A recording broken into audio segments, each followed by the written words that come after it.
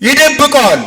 ሲሰራው ብቻውን ባይሰራውም ከሌላ አካላት ጋር ተባብሮ የሚፈጽመው ቢሆንም ኃጢአት የሚያሳፍር ስለሆነ ኃጢአቱን ሰው እንዲያውቅበት፣ ሌላ አካል እንዲሰማበት፣ ሌላ ሰው እንዲያየው አይፈልግም። የሚያሳፍር ስለሆነ ማለት ነው። ነፍሳችንን የሚያራቁት ከጸጋ እግዚአብሔር ለይቶ እርቃናችንን አስቀርቶ አንገታችንን አቀርቅረን ኀፍረት እንዲሰማን በእግዚአብሔር ፊት ለጸሎት ስንቆም እንኳ እንድንሸማቀቅ የሚያደርገን ስለሆነ ኃጢአት ያሳፍራል። የመተላለፍ ሁሉ መጀመሪያ የስህተት በኩር መሪ የነበረው አባታችን አዳም በሰራው ኃጢአት በፈጸመው ትእዛዝ እግዚአብሔርን መጣስና ሕገ እግዚአብሔርን ማፍረስ ምክንያት እርቃኑን እንደሆነ ሲያውቅ ሰውነቱን ፍርሃት ከቦታል። በድንጋጤና በፍርሃት ሰውነቱ መናወጥ ጀምሯል። ያን ጊዜ ጸጋውን እንደተገፈፈ እርቃኑን እንደቀረ ሲያውቅ አባታችን አዳም የበለስ ቅጠል ለሰውነቱ ላይ ለማገልደም ሰውነቱን ለመሸፈን ፈልጓል። በበለስ ዛፍ ስርም ተደበቀ ይላል። የማንን ትእዛዝ ስለጣሰ? ኃጢአት ያሳፍራል፣ አንገት ያስደፋል፣ እንድናቀረቅር ነው የሚያደርገን። ኃጢአት እንኳን በእግዚአብሔር ዘንድ በሰው ዘንድ ያሳፍራል። ስለዚህ ሰው ኃጢአት ሲሰራ በጠራራ ፀሐይ ሰው እያየው አያደርገውም። ጨለማን ተገን አድርጎ ተሰውሮ ተደብቆ ነው። እግዚአብሔር ኃጢአት በመስራታችን አይደለም የሚፈርድብን፣ ንስሐ ባለመግባታችን ነው። ንስሐ ባለመግባታችን ነው። ይሁዳ ጌታውን በመሸጥ ኃጢአት ሰርቷል። ጴጥሮስም ፈጣሪውን በመካድ ኃጢአት ሰርቷል። ነገር ግን ይሁዳ እንደወጣ ቀረ፣ ጴጥሮስ ግን ተመለሰ።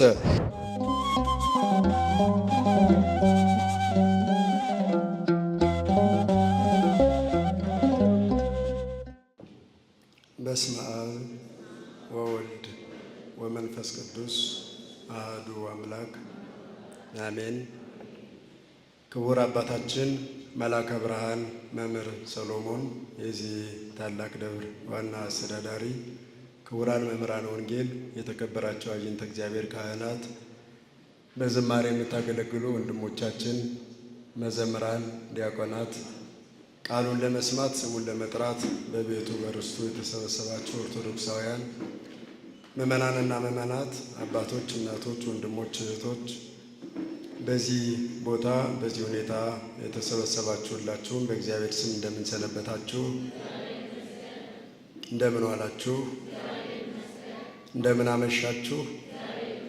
ልናመልከው የፈጠረን ልናገለግለው የሰበሰበን በቸርነቱ የጠበቀን በመግቦቱ ያልተለየን ቸርነቱ የማያልቅ ስራው የሚደንቅ የቸርነት ባለቤት በልዩ ጥሪ ጠርቶ የምሕረት ደጁን ከፍቶ የምሕረት እጆቹን ዘርግቶ በቤቱ ስለሰበሰበን እንድንዘምር እንድናመሰግነው ስለፈቀደልን ስለማይነገር ስጦታው ስሙ የተመሰገነ ይሁን።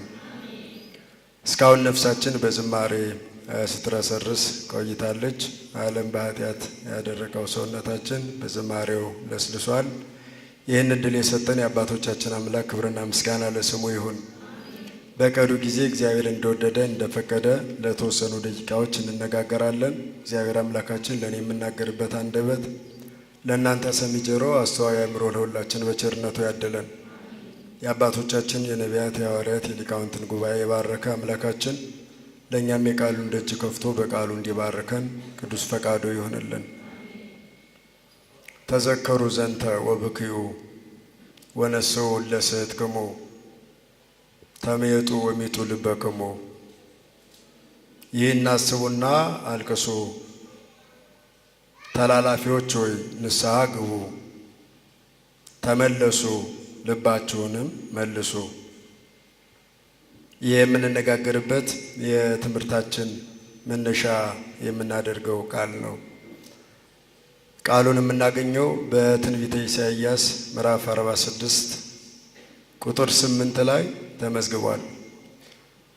እንዳይረዝምባችሁ ለማሳጠር ተላላፊዎች ሆይ ንስሐ ግቡ የሚለው የትምህርታችን ርዕስ ይሆናል። እስቲ ቃሉን ተናገሩ። ተላላፊዎች ሆይ በሉ፣ ንስሐ ግቡ። ድገሙት ለሶስተኛ ጊዜ። ተላላፊዎች ሆይ ንስሐ ግቡ፣ ተመለሱ፣ ልባችሁንም መልሱ ይለናል። ዛሬ በክቡር አባታችን በደብሩ የስብከተ ወንጌል ክፍልም ንስሐን የተመለከተ ትምህርት እንዲሰጥ መመሪያ ተሰጥቷል። ስለዚህ በሱ መሰረት የምንነጋገረው ስለ ንስሐ ነው። ይህ ያነሳነው ርዕሰ ጉዳይም ንስሐን የሚያጎላ የእግዚአብሔርን የንስሐ ጥሪ ወደ ጆሮአችን ወደ አእምሮአችን የሚያደርስ ቃል ነው። ተዘከሩ ዘንተ ወብክዩ፣ ይህንን አስባችሁ አልቅሱ። ወነስሑ ለስሕትክሙ፣ ተላላፊዎች ሆይ ምን አድርጉ? ንስሐ ግቡ። ተመየጡ ወሚጡ ልበክሙ፣ ተመለሱ ልቡናችሁንም መልሱ ይለናል እግዚአብሔር። ይሄ እግዚአብሔር አምላካችን በነቢዩ በኢሳይያስ አድሮ በኃጢአት የረከሱ ከቅድስና የተለዩ በአምልኮተ እግዚአብሔር ላይ አምልኮተ ጣዖትን ደርበው እግዚአብሔርን ላስቀኑ እግዚአብሔር በምሕረቱ በይቅርታው ስሙን ወደ መቀደስ ክብሩን ወደ መውረስ በሕጉ ወደ መኖር ወደ መመላለስ እንዲመጡ ጥሪ ያደረገበት ቃል ነው። እግዚአብሔር የሰውን ልጆች የሚጠራበት የቸርነት ጥሪው ንስሐ ነው። እንግዲህ በቤተ ክርስቲያናችን ከሚፈጸሙ ምስጢራትም አንዱና ትልቁ ምስጢረ ንስሐ የሚባል ነው።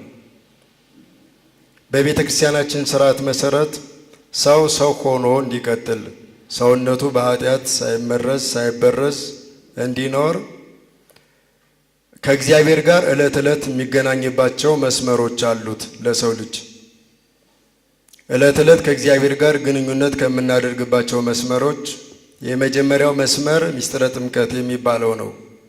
ሁላችንም በ40 በ80 ቀን ያገኘነው ተጠምቀን የእግዚአብሔር ልጆች የመንግሥተ ሰማያት ባለቤቶች የሆንበት ምስጢረ ጥምቀት የመጀመሪያው ነው።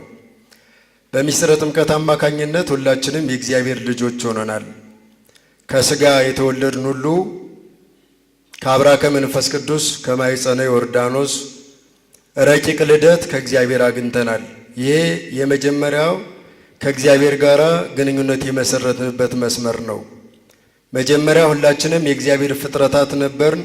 ስንጠመቅ ግን ልጆቹ ሆነናል። ልጆቹ ከሆነ በኋላ ሁለተኛው ከእግዚአብሔር ጋር ግንኙነት የምናደርግበት ወይም የእግዚአብሔር ልጆች መሆናችን የሚረጋገጠው በምስጢረ ሜሮን ነው። ካህናቱ ካጠመቁን በኋላ ከጭንቅላታችን እስከ እግራችን ድረስ ያሉ አካላቶቻችንን በሜሮን ያትሟቸዋል። የእግዚአብሔር ናቸው፣ እግዚአብሔር ይገለገልባቸዋል። እግሮቻችሁ እግዚአብሔርን ለማገልገል ይገሰግሳሉ። እጆቻችሁ ለምጽዋት ይዘረጋሉ። አንደበታችሁ እጃችሁ ለምስጋና ይቃኛል። የእግዚአብሔር ናችሁ የሚለው ማረጋገጫ ሁለተኛው ምስጢረ ሜሮን የሚባል ነው። ሶስተኛው ከእግዚአብሔር ጋር የምንገናኝበት መስመር ምስጢረ ቁርባን የሚባለው ነው። እንግዲህ ከእግዚአብሔር ከተወለድን የእግዚአብሔር መሆናችን ከተረጋገጠ በኋላ በመንፈሳዊ ሕይወታችን ለማደግ በአእምሮ ለመበልጸግ ከእግዚአብሔር ጋር ለመኖርና የዚህን ዓለም ፈተና ድል ለመንሳት ኃይል የምናገኘው ሥጋውን ስንበላ ደሙን ስንጠጣ ነው። ይሄ ሶስተኛው መስመር ነው። ሐዲስ ኪዳንን ሐዲስ ኪዳን የሚያሰኘውም ይሄ ነው። ሥጋዬን የበላ ደሜን የጠጣ ምን አለው? የዘላለም ሕይወት አለው። እኔ ከእሱ ጋር እኖራለሁ እሱም ከእኔ ጋር ይኖራል ይለናል። ይሄ በጣም እጅግ ወሳኝ ነው። አራተኛው አሁን ዛሬ እንድንመማርበት ያነሳ ነው ምስጢረ ንስሐ የሚባለው ነው። ምስጢረ ንስሐ ሁለት መሰረቶች አሉት፣ ሁለት ዓላማዎችም አሉት። ሁለቱ መሰረቶቹ አንደኛ የእግዚአብሔርን ምሕረትና ቸርነት ማሰብ፣ ሁለተኛው ደግሞ የራሳችንን ኃጢአት ማሰብ ነው። ምስጢረ ንስሐ የሚመሰረተው እነዚህ ላይ ነው። የእግዚአብሔርን መሐሪነት የእኛን ኃጢአት በማሰብ የትኛውንም ያህል ኃጢአት ብንሰራ እግዚአብሔር መሐሪ ይቅር ባይ ስለሆነ ኃጢአቴን ይቅር ብሎ የረከሰ ሰውነቴን ቀድሶ በልጅነት ይቀበለኛል ብለን ወደ አባታችን የፍቅር እጆቻችንን የልቡና እጆቻችንን ዘርግተን ፍቅር ባልተለየው የልጅነት ድፍረት ወደ አምላካችን ለመምጣት ጉዞ የምንጀምርበት ነው ምስጢረ ንስሐ። ዓላማዎቹ ምንድናቸው ካል ቅድም እንዳልኩት በጥምቀት ልጆቹ ሆነናል። በምስጢረ ሜሮን ታትመን ልጆቹ መሆናችን ተረጋግጧል። ልጆቹ በመሆናችን ምግብ ማግኘት አለብን። ምግቡ አንዱ ትምህርት ነው፣ ሁለተኛው ደግሞ ስጋውና ደሙ ነው። ትምህርቱ ወደ ስጋውና ወደ ደሙ እንድንቀርብ የሚያደርገን ነው። ስለዚህ ስጋውን ደሙን ዓላማዎቹ የሚስጥረ ንስሐ ዓላማዎቹ ሁለት ናቸው። አንደኛው ምንድነው ካል ከእግዚአብሔር ተወልደው በሜሮን ታትመው ስጋውን እየበሉ እየጠጡ ያሉትን እዚያው ማጽናት ነው ዓላማው የሚስጥረ ንስሐ። ሁለተኛው ዓላማ ደግሞ አጥር ጥሰው ቅጥር አፍርሰው በአንድም በሌላም ምክንያት ከአባታቸው ቤት ስጋውን ደሙን ከመቀበል በልጅነት የተሰጣቸውን መብት ከመጠቀም የልጅነት ግዴታቸውን ከመወጣት በኃጢአት ምክንያት የራቁትን እንደገና በይቅርታ ከእግዚአብሔር ጋር አስታርቆ ወደዚሁ ወደ ስጋው ደሙ እንዲመለሱ ማድረግ ነው። እየበሉ ያሉትን ማጽናት፣ ርቀው ያሉትን ደግሞ ወደ ስጋ ወደ ደሙ መመለስ ዓላማው ነው። ሁላችንም ስንጠመቅ በሚስጥረ ሜሮን ከታተምነው በኋላ ሶስተኛ ምግብ ነው ያገኘነው። ያ ምግብ ስጋውና ደሙ ነው። ከፊሎቻችን እስከ 10 ዓመት እንዲያው በጣም የበረታን የተባልነው እስከ 15 ዓመት እንሄድና እናቋርጠዋለን። ስለዚህ እነዚህ ከምግብ የተለዩትን እንደገና በንስሐ አጥቦ ከራቁበት ከተበተኑበት ሰብስቦ ወደ እግዚአብሔር ወደ አባታቸው እንዲቀርቡና ወደ መንፈሳዊው ማዕድ ወደ ስጋው ወደ ደሙ መጥተው ስጋውን እንዲበሉ ደሙን እንዲጠጡ ማስቻል ነው ዓላማው ሚስጥረ ንስሐ በአዲስ ኪዳን ማለት ነው። እና ሚስጥረ ንስሐ አራተኛ በሚስጥራተ ቤተክርስቲያን ደረጃ አራተኛ ላይ የምናገኘው ምስጢር ነው። እንግዲህ ይህን ምስጢር እግዚአብሔር አምላካችን መጀመሪያ ይጠራናል። አሁን በነቢዩ በኢሳይያስ እንደጠራን ተዘከሩ ዘንተ ይህንን አስቡ ይለናል። ይህንን የሚለን ኃጢአታችንን ነው፣ በደላችንን ነው። ሌላኛው ደግሞ የእግዚአብሔርን መሐሪነትና ይቅርባይነት ነው። ኃጢአት ብንሰራ በደል ብንፈጽም፣ ነገር ግን በይቅርታ በንስሐ ወደ አምላካችን ወደ እግዚአብሔር ከቀረብን እግዚአብሔር እኛን ለመቀበል የምሕረት እጆቹን ዘርግቶ ነው የሚኖረው። እግዚአብሔር ኃጢአታችንን እንጂ እኛን ኃጢአተኞችን አይጠላም። ኃጢአተኞችን ልጆቹን ወደ እሱ ለማቅረብ እግዚአብሔር የምሕረት ደጁን የከፈተበት የምሕረት የይቅርታ አዋጁን ያወጀበት ሚስጥረ ንስሐ የሚባለው ነው። ስለዚህ የራቁት የተበተኑት ከእግዚአብሔር ተለይተው በርኩሰት በዝሙት በልዩ ልዩ ኅብረ ኃጢአቶች የሚኖሩትን ሁሉ እግዚአብሔር በንስሐ ይጠራቸዋል። ምን በማለት ይህን አስቡ፣ አልቅሱ፣ ነስሑ ለስሕተክሙ ተላላፊዎች ሆይ ምን አድርጉ? ንስሐ ግቡ ነው ማለት። ኃጢአታችሁን አስቡት፣ በደላችሁን አስቡት። ከዚያም ደግሞ የኔን መሐሪነት ይቅርባይነት አስቡትና ተመለሱ ነው የሚለን። ወደ ማን ነው የምንመለሰው? ወደ ማን? ከየት? ከኃጢአት ከበደል ከርኩሰት ወደ እኔ ኑ ተመለሱ ብሎ እግዚአብሔር ሁላችንን በምሕረቱ የሚጠራበት ከገዘፈ ኃጢአታችን በደላችን ቀድሶ በነበረ የልጅነት ክብራችን ከብረን ስጋውን በልተን ደሙን ጠጥተን ከእሱ ጋር ተዋህደን ክብሩን ወርሰን መኖር እንድንችል እግዚአብሔር እኛን የሚጠራበት አራተኛው ከእግዚአብሔር ጋር መገናኘት የምንችልበት መስመር ሚስጥረ ንስሐ ይባላል። ያንን ነው ዛሬ የምንማረው። እንግዲህ ይህ ሚስጥረ ንስሐ ቀደም ሲል ከአባታችን ከአዳም ጀምሮ እግዚአብሔር አምላካችን የሰው ልጆችን ሲፈልግበት የነበረ ነው። ኦሪት ዘፍጥረት ምዕራፍ 3ን ከቁጥር 13 ጀምሮ ስናነብ የመተላለፍ ሁሉ መጀመሪያ የስህተት በኩር መሪ የነበረው አባታችን አዳም በሰራው ኃጢአት በፈጸመው ትእዛዝ እግዚአብሔርን መጣስና ሕገ እግዚአብሔርን ማፍረስ ምክንያት እርቃኑን እንደሆነ ሲያውቅ ሰውነቱን ፍርሃት ከቦታል። በድንጋጤና በፍርሃት ሰውነቱ መናወጥ ጀምሯል። ያን ጊዜ ጸጋውን እንደተገፈፈ እርቃኑን እንደቀረ ሲያውቅ አባታችን አዳም የበለስ ቅጠል ለሰውነቱ ላይ ለማገልደም ሰውነቱን ለመሸፈን ፈልጓል።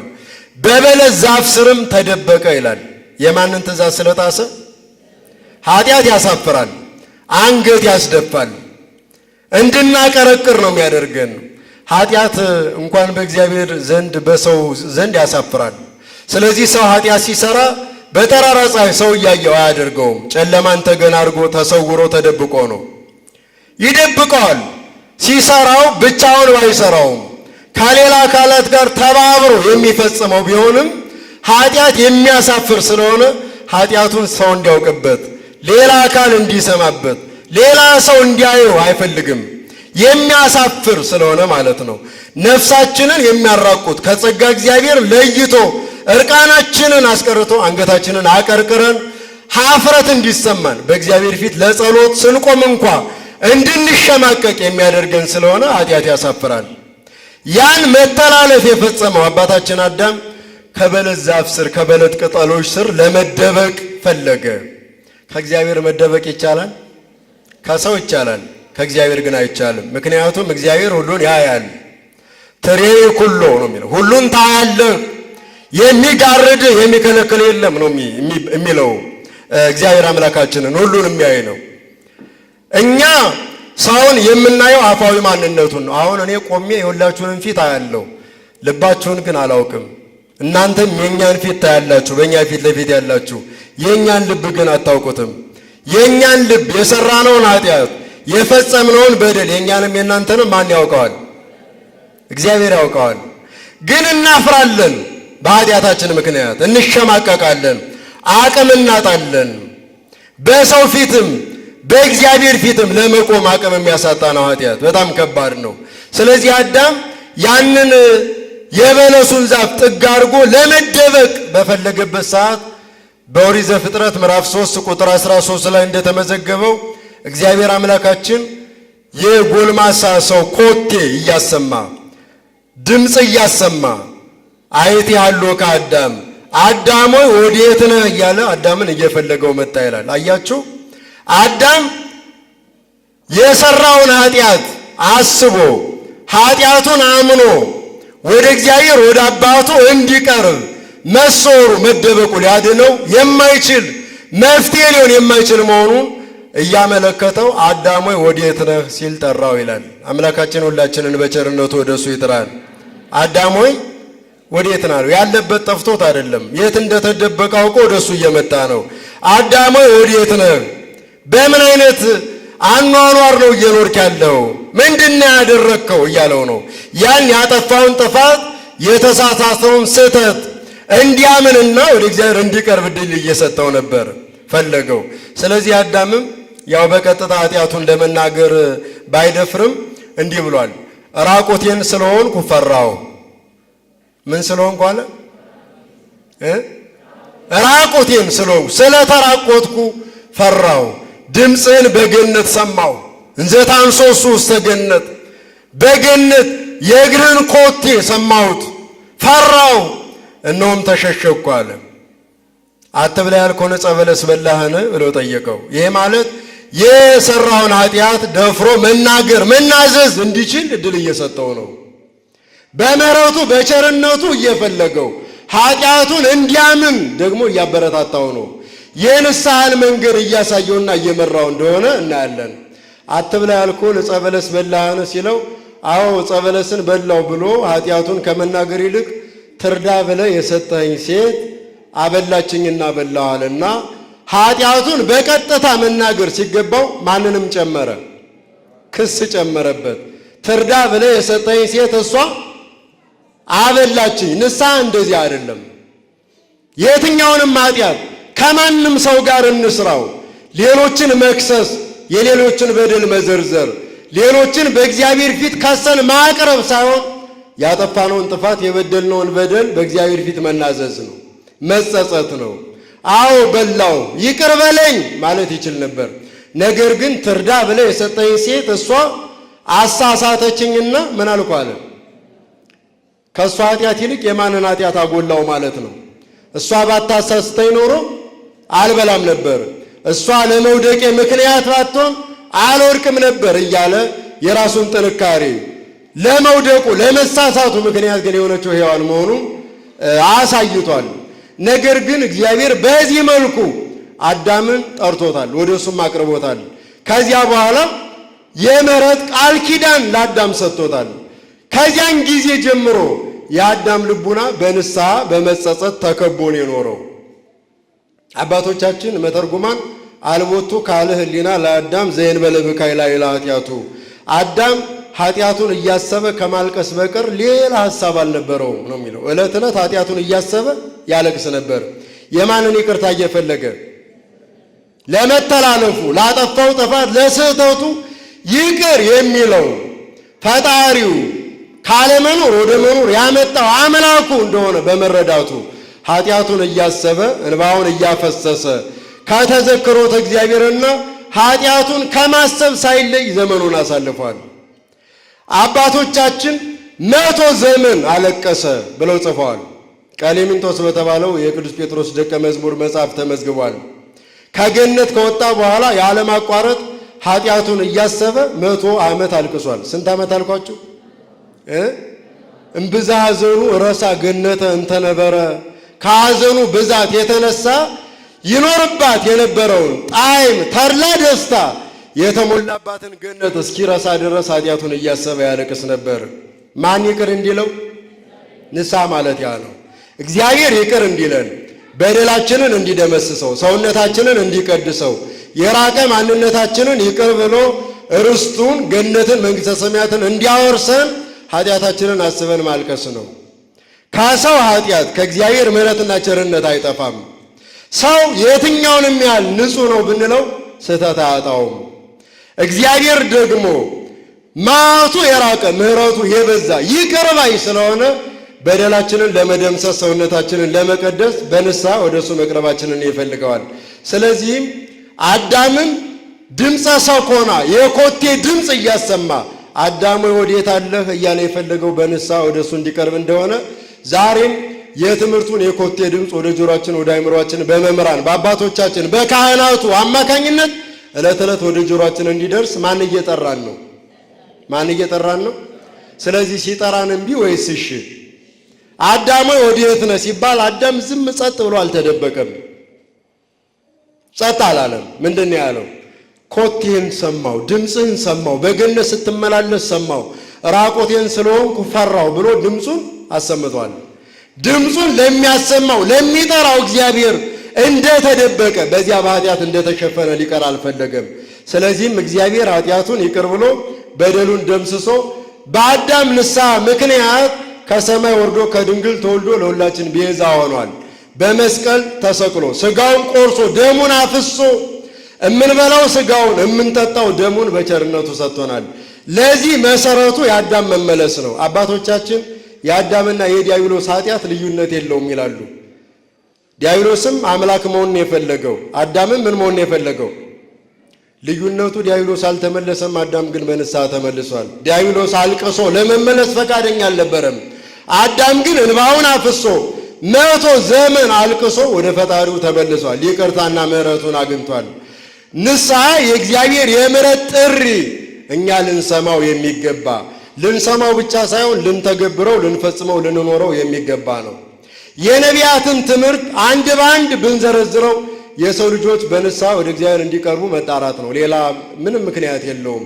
ከአምልኮተ ጣዖት እንዲመለሱ፣ ከዝሙት እንዲመለሱ፣ ከስርቆቱ እንዲመለሱ፣ ከሽንገላው፣ ከቅሚያው፣ ከማታለሉ፣ ከማጭበርበሩ ወደ እግዚአብሔር እንዲመለሱ የሰው ልጆችን ሲጠሩ የኖሩ የንስሐ ሰባኪያን ናቸው ነቢያት። በረከታቸው በሁላችን ላይ ይደርብን። ስለዚህ ኢሳይያስ ነቢዩ ኢሳይያስ ተዘከሩ ዘንተ ወብክዩ ይህንን አስቡና አልቅሱ ይለናል። ይህንን የሚለን ጥፋታቸውን ነው። የእስራኤላውያንን ጥፋት፣ በደል፣ ኃጢአት በዘመኑ የፈጸሙትን ኃጢአታቸውን ነው። ከአዳም ስህተት በደል በኋላ ምድርን መልአተ ኃጢአት አጥለቅልቋት ስለነበረ ከዚያ ከሞላው ኃጢአታቸው ቃለ እግዚአብሔርን ሰምተው ወደ እግዚአብሔር እንዲቀርቡ እንዲሰበሰቡ የቀረበ ጥሪ ነው። ይሄን አስቡና ምን በሉ አለ? አልቅሱ። አልቅሱ ብቻ አይደለም፣ ነስሑ ለስሕተትክሙ እናንተ ተላላፊዎች ሆይ ንስሐ ግቡ። ምኖች ሆይ አለ? የማንን ሕግ የተላለፋችሁ? የእግዚአብሔርን ሕግ በኃጢአት በበደል በድፍረት በትዕቢት በመግደል ደም በማፍሰስ በስርቆት በዝሙት በልዩ ልዩ ተዘርዝሮና ተቆጥሮ በማያልቅ ኃጢአት የተላለፋችሁ ትእዛዙን የጣሳችሁ እናንተ ንስሐ ግቡ ይለናል። ንስሐ ማለት መጸጸት መመለስ ማለት ነው። ኃጢአትን ማሰብ፣ ከዚያስ ኃጢአትን አስቦ እዚያው እየቆዘሙ ቆሞ መቅረት ሳይሆን ወደ ማን መመለስ ነው? ወደ እግዚአብሔር መመለስ ነው። በእውነት ወደ እግዚአብሔር የሚመለስ ልብ አምላካችን ለሁላችን በቸርነቱ ያድለን። ኃጢአት ለመስራት ልቡናችን ፈጣን ነው። ለመመለስ ግን ኃጢአት ለመስራት እንደሚፈጥነው ፈጣን አይደለም። ኃጢአት እንሰራለን። መጀመሪያ ሰይጣን የሚያደርገው ልባችንን ቀስቅሶ አነሳስቶ ኃጢአት እንድንሰራ ያድርገናል፣ ያለማምደናል። ከዚያ በኋላ ያንን ኃጢአት ልቡናችን ግድግዳ ላይ እንደ ትልቅ ማስታወቂያ ይለጥፈውና ለጸሎት እንቁም ስንል አንተንማ እግዚአብሔር ይቅር አይልም እያለ ያስፈራራናል ሰይጣን። ለካህኑ እንናገር ብለን ስናስብ አይ ቢናገሩብህስ፣ ለሌላ ሰውስ ቢናገሩብህ እያለ ያስደነግጠናል። ንስሐ እንዳንገባ ማለት ነው። ያን ጊዜ ማሰብ ያለብን ኃጢአታችንን ሳይሆን የማንን ቸርነት ነው። ከኛ ኃጢአት እና ከእግዚአብሔር ምሕረት የትኛው ይበልጣል? የእግዚአብሔር ምሕረት በጣም ትልቅ ነው። የኛ ኃጢአት በእግዚአብሔር ምሕረትና ቸርነት አንጻር ሲታይ ውቅያኖስ ላይ የተጣለች ጠጠር ማለት ናት። ውቅያኖስ ላይ ጠጠር ብንጥል ውቅያኖስ ይደፈርሳል? ይደፈርሳል? ይናወጣል? ጠጠሯንስ ፈልጎ ማግኘት ይቻላል? አይቻልም። ውቅያኖስ ላይ የጣልናትን ጠጠር ፈልጎ አገኛለሁ ማለት ድካም ነው። የኛ ኃጢአትና በደል በእግዚአብሔር ምሕረትና ቸርነት ዘንድ እንደዚያ ነው። ስለዚህ ኃጢአታችን የትኛውንም ያህል ቢከብድ የማንን ቸርነት ማሰብ አለብን? ያኔ ጉልበት እናገኛለን ወደ እግዚአብሔር ለመምጣት ንስሐ ለመግባት። ሸክም የሆነብንን ኃጢአት ከልቡናችን ጫንቃ ላይ አሽቀንጥረን ጥለን ሰውነታችንን ነፍሳችንን ለመቀደስ አቅም የምናገኘው ኃጢአታችንን በማሰብ እዚያ ላይ እየቆዘምን ስንቆም ሳይሆን የማንን ቸርነት ማሰብ ስንችል ነው። ስለዚህ ለንስሐ ሁለት መሰረቶች አሉት ያልኩት ይሄ ነው። አንደኛው ኃጢአታችንን ማሰብ፣ ሁለተኛው የማንን ቸርነት ማሰብ ነው? የእግዚአብሔርን ቸርነት። የእግዚአብሔርን ቸርነት ያሰቡ ሁሉ ኃጢአታቸው የትኛውንም ያህል ቢከብድ ወደ እግዚአብሔር ለመመለስ አይከብዳቸውም። ንስሐ ለመግባት ጊዜ አያባክኑም፣ ዘመናቸውን አይፈጁም። ከኃጢአት ጋር እንደተፋጠጡ ኃጢአታቸውን እንደተሸከሙ ወደ ሞት ወደ መቃብር አፋፍ ጉዞ ለማድረግ አይደፍሩም። ለመመለስ ንስሐ ለመግባት አቅም ያገኛሉ፣ ልባቸው ይበረታል። ስለዚህ ልባችን እንዲበረታ እንዲጸናና ንስሐ እንድንገባ የማንን ቸርነት እናስብ እያልኳችሁ ነው። ሰይጣን አንተንም አይቅር አይልህም። አንተ ይህን ያህል ኃጢአት ሰርተህ ይህን ያህል በደል ፈጽመህ እንዲህ አድርገህ የሚለን ከሆነ ማን ቸር ነው ማለት አለብን? ፈጣሪ ቸር ነው፣ አምላኬ መሐሪ ነው፣ ይቅር ይለኛል። ጠላቴ ሆይ ወድቄ አልቀርም እነሳለሁና ደስ አይበልህ ብለን ሰይጣንን ማሳፈር ወደ አምላካችን በምሕረቱ በቸርነቱ መምጣት ያስፈልጋል። ሲጀመር ንስሐ የተሰጠው ለጻድቃን አይደለም። ለማን የተሰጠ ነው? ለኃጢአተኞች የተሰጠ የእግዚአብሔር የምሕረት በር ነው።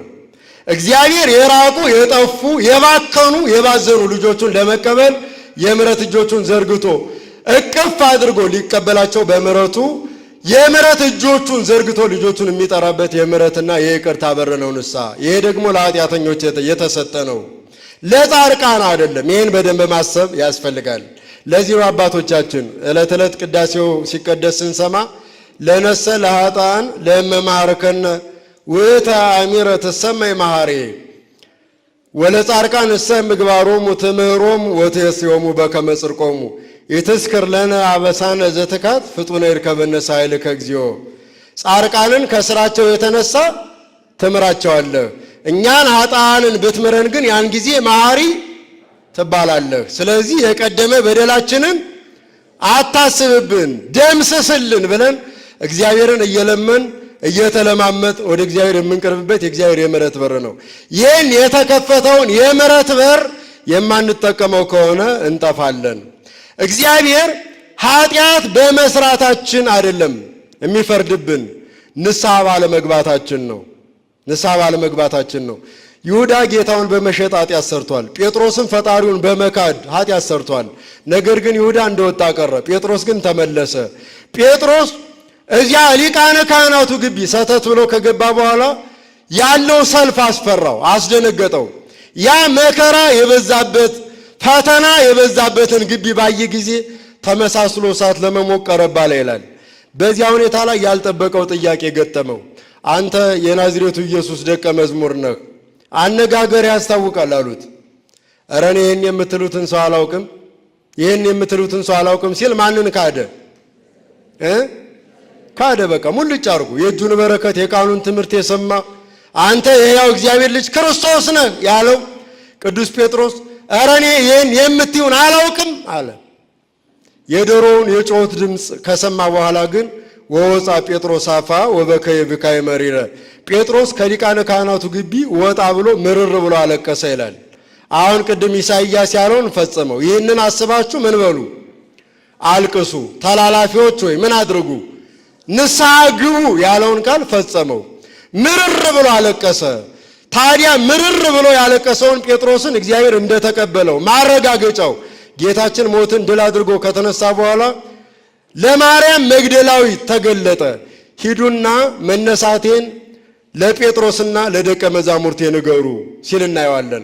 ጴጥሮስን ንስሐውን እንደተቀበለለትና ወደ መንጋዎቹ እንደጨመረው የጴጥሮስን ኃጢአት ይቅር እንዳለው ለማረጋገጥ ለዮሐንስ ንገሩት፣ ለእንድርያስ ንገሩት አላለም። ለጴጥሮስና ለደቀ መዛሙርቴ ሲል የጴጥሮስን ስም የጠራው ለዚያ ነው። በእግዚአብሔር ፊት የትኛውንም ኃጢአት እንስራ አልቅሰን ንስሐ ገብተን ወደሱ ስንመለስ ማን ይቅር ይለናል? ማን ይቅር ይለናል? ስለዚህ ለንስሐ ቀጠሮ መስጠት ጊዜ ማባከን የለብንም ክርስቲያኖች። ንስሐ ሁላችን እንደገና የምንወለድባት የሁላችን እናት ናት። ሊቁ ዮሐንስ አፈወርቅ እንዲሁም ቅዱስ ኤጲፋኒዎስ ከድንግሊቱ ከንስሐ ያልተወለደ ወደ መንግሥተ ሰማያት ሊገባ አይችልም ብለው ጽፈዋል። ወንጌላዊ ነቢዩ ሰማዕቱ ዮሐንስ መጥምቅም ማስተማር ሲጀምር መንግሥተ ሰማያት ቀርባለችና ምን በሉ ነው ያለን። መንግሥተ ሰማያት ለመግባት የመንግሥተ ሰማያት ወራሽ ለመሆን እግዚአብሔር ከሰጠን ጸጋዎች ከዘረጋልን መስመሮች አንዱና ትልቁ ምስጢረ ንስሐ ነው። ንስሐ መግባት መቻል ነው። አንድ ጀምሮ ዮሐንስ መጥምቅ ከምድረ በዳ ከበረሃ እያስተማረ ሲወጣ ወበውቱ መዋዕል በጻ ዮሐንስ መጥምቅ እንዘ ይሰብክ በገዳመ ይሁዳ ዘዮርዳኖስ ወይብልጽሁ አፍኖቶ ለእግዚአብሔር ዋሪው መጽሐቶ። ያን ጊዜ ዮሐንስ መጥምቅ በይሁዳ ምድረ በዳ መንግሥተ ሰማያት ቀርባለችና ንስሐ ግቡ እያለ እየሰበከ ወጣ። ተራራው ዝቅ ይበል፣ ሰንከልካላው ይቅና፣ የጠመመ ልቡናችሁ በንስሐ የተዘጋጀ ይሁን እያለ እየሰበከ መጣ ነው የሚለን።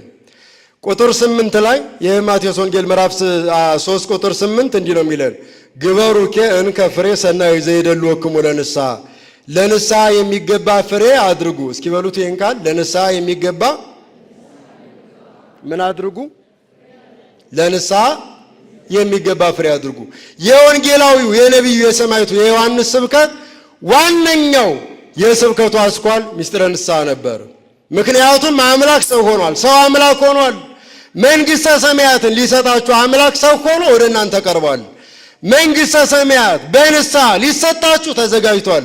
ስለዚህ የንስሐ ፍሬ አድርጉ ይልና ፍሬ የማያፈራ ዛፍ ሁሉ ምን ይላል? ይቆረጣል። ያ ማለት ስለ ዛፍ እያወራ አይደለም። ስለ ማን ነው እያወራ ያለው? ስለ ሰው ልጆች ነው። ንስሐ እንዲገቡ በንስሐ የሰው ልጆች ሁሉ ወደ እግዚአብሔር እንዲመለሱ ልቡናቸውን እንዲያዘጋጁ ነው እንጂ የዛፍ ጉዳይ ገዶት አይደለም።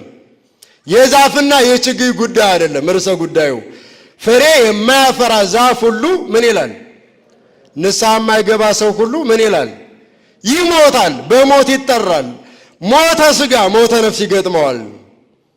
ለንስሐ የሚገባ ፍሬ ያላደረገ የማያፈራ እንዲሁ ዝም ብሎ በስም ብቻ ሰው፣ በስም ብቻ ክርስቲያን፣ በስም ብቻ የእግዚአብሔር ተከታይ ነኝ የሚል በንስሐ ያልተዘጋጀ ሰውነቱን በንስሐ ያልቀደሰ የካህን ዓይን አይቶት ጎብኝቶት የማያውቅ የካህናት ዓይኖች የእግዚአብሔር የምሕረት ዓይኖች ናቸው።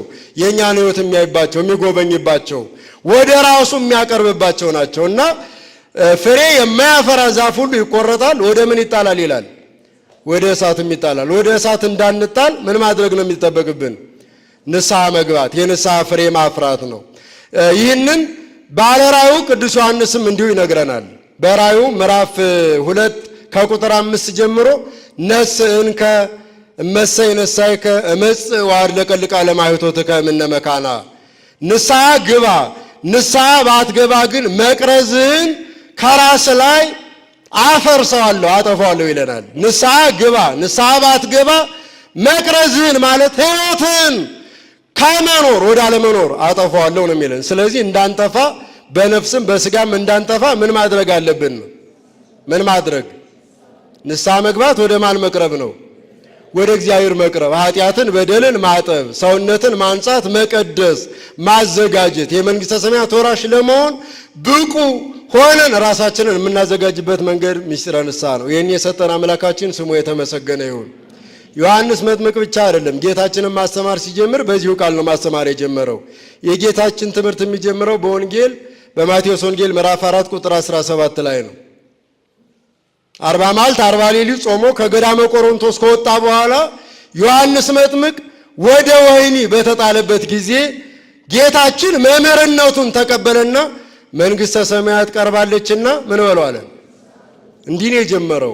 ስለዚህ የሐዲስ ኪዳን የትምህርት መጀመሪያ ምንድነው ከተባለ ምስጢረ ንስሐ ነው። ማለት የራቁትን መጥራት፣ የተበተኑትን መሰብሰብ፣ የራቁትን ማቅረብ፣ በኃጢአት በበደል ርቀው የነበሩት ልጆቹ እንዲሆኑ የሚጠሩበት የንስሐ ሕይወት ነው። ከተጠመቁ በኋላም ሲሳሳቱ እንደገና ወደ ምሕረት ወደ ይቅርታው የሚቀርቡት በንስሐ አማካኝነት ነው።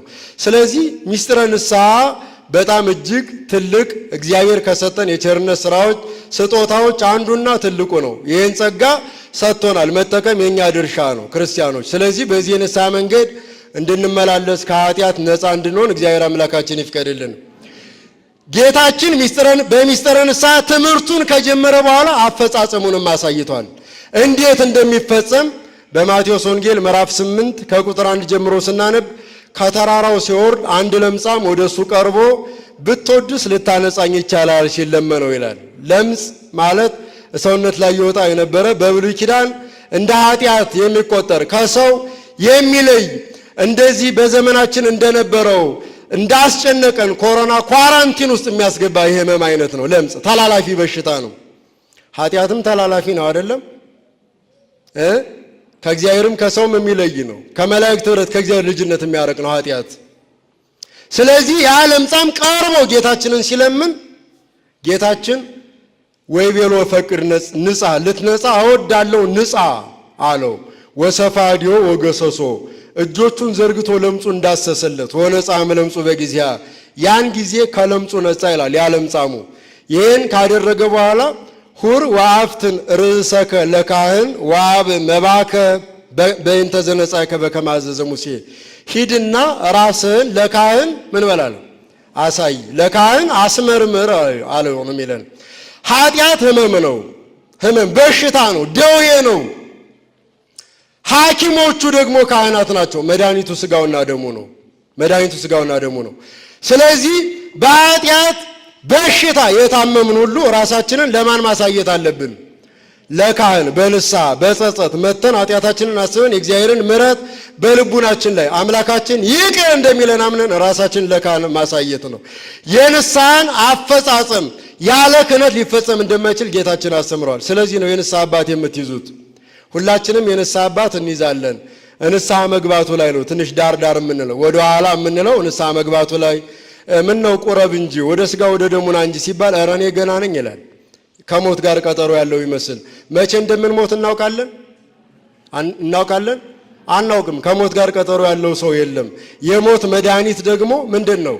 ንስሐ መግባት፣ ኃጢአታችንን በንስሐ ደምስሰን ተዘጋጅተን መንግስቱን ለመውረስ ብቁ ሆነን መቀመጥ ነው ክርስቲያኖች። ስለዚህ ኃጢአት ያለበት ማንኛውም የኃጢአት ህመም የያዘው ሰው ወደ ካህኑ መቅረብ አለበት።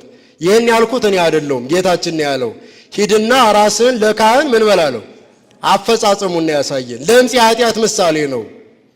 ያ ለምጻም ወደ ጌታችን ቀረበ፣ ዳሰሰው፣ ከለምጹ ነጻ። ከዚያ በኋላ ሂድና ራስህን ለካህን አስመርምር፣ ካህኑ እንዳዘዘ መባን አቅርብ አለው ይላል። እንግዲህ መባውን ካህናቱ ንስሐ ሲሰጡ ዕጣኑን፣ ጧፉን፣ ሌላውንም ነገር መባ እንድናቀርብ ያዝዙናል። አፈጻጸሙ እንዴት እንደሆነም አስተምሯል። ያለ ክህነት ምስጢረ ንስሐ አይፈጸም። በእርግጥ ያለ ክህነት የሚፈጸም ምስጢር የለም። ለሁሉም ምስጢራት መሰረቱ ክህነት ነው። የመንግሥተ ሰማያት ቁልፍ በካህናቱ መዳፍ አምላካችን አስቀምጧል። ለቅዱስ ጴጥሮስ ያለው እንደዚህ ነው፣ በምድር ያሰርከው በሰማይ የታሰረ ይሆናል፣ በምድር የፈታኸው በሰማይ የተፈታ ይሆናል። የማቴዎስ ወንጌል ምዕራፍ 16 ከቁጥር 13 ጀምሮ ስናነብ በተለይ ቁጥር 16 እና 17 ላይ የተመዘገበው ነው።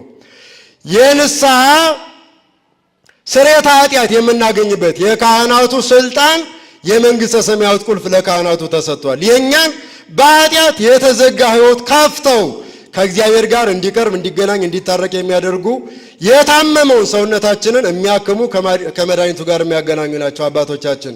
እነሱን የሰጠን አምላካችን ስሙ የተመሰገነ ይሁን።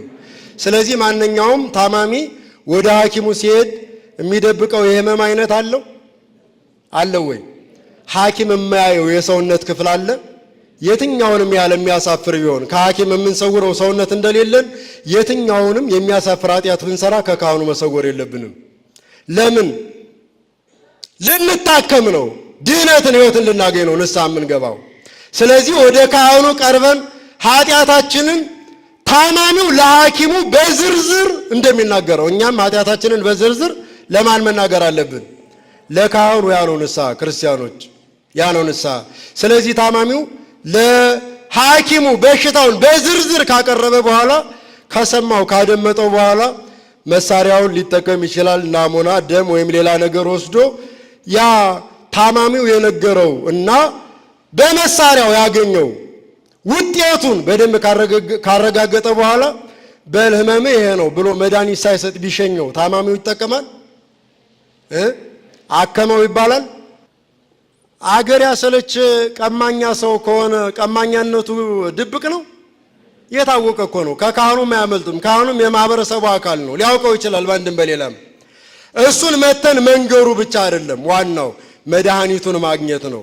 ካህናቱ ንስሐችንን ከተቀበሉ በኋላ ለዚያ ተመጣጣኝ የሚሆን የበለጠ የእግዚአብሔርን ምሕረት ቸርነት እንድናስብ፣ ራሳችንን እንድንከስ፣ እንድንወቅስ፣ እንድናለቅስ የቀኖና ጊዜ ይሰጡናል። የቀኖና ጊዜ ከሰጡን በኋላ ወደ ስጋውና ወደ ደሙ ማቅረብ ከመድኃኒቱ ጋር ማገናኘት ዋናው ጉዳይ ነው።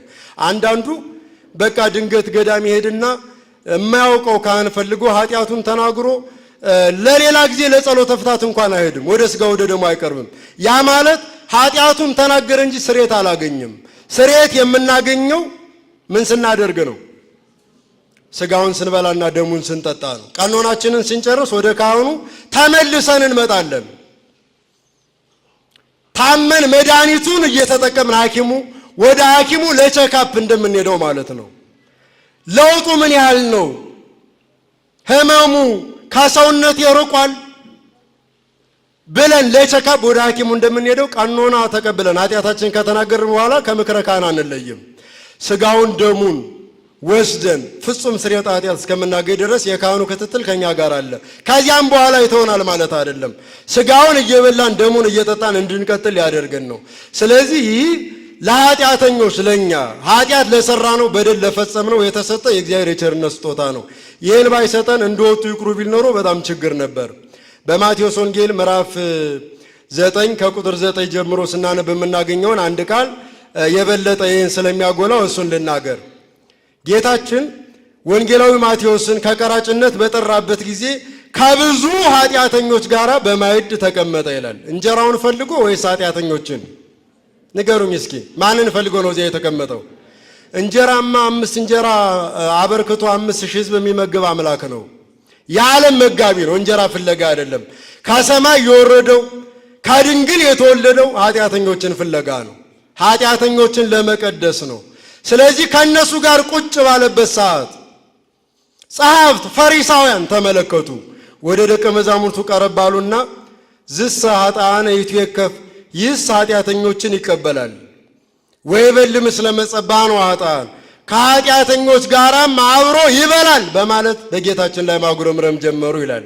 ጌታችን ይህን ሲሰማ እንዲህ ነው ያለው፣ ኢይምሰልክሙ ዘመጻእኩ ጸውዕ ጻድቃነ አላ ኃጥአነ ለንስሐ፣ ጻድቃንን ልጠራ የመጣው አይምሰላችሁ፣ ኃጢአተኞችን በንስሐ ልጠራ መጣው እንጂ አለን። አያችሁ፣ ጌታችን ወደ ምድር የወረደው ሰው የሆነው ለማን ነው?